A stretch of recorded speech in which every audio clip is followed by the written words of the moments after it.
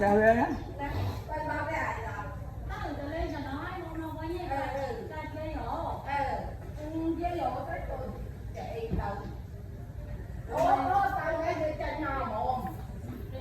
Thì họ ngay cái đó nâng miệng vậy. Tái rồi mà ngay nha.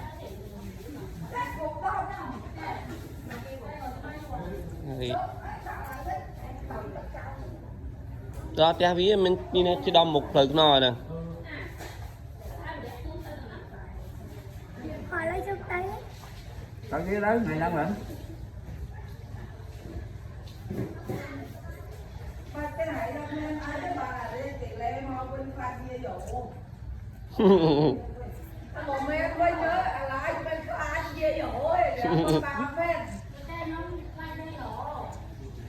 Ừ, nó đã khứa này.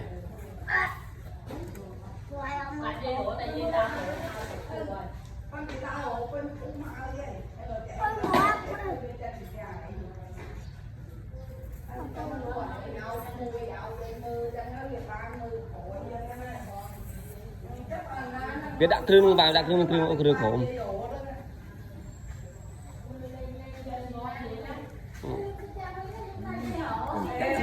Chặt lìa gì mở à.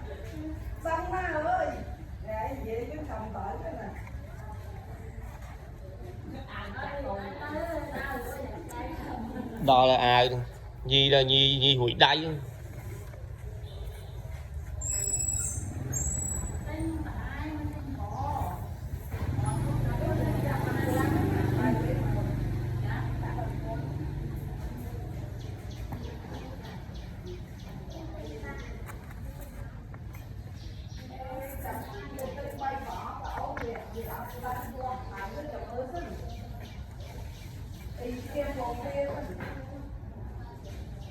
Có hạt luôn.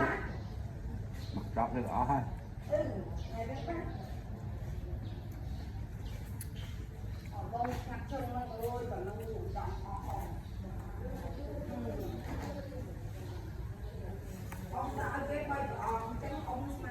Em tiền đi ăn đi. Tiền gì ạ? À đây.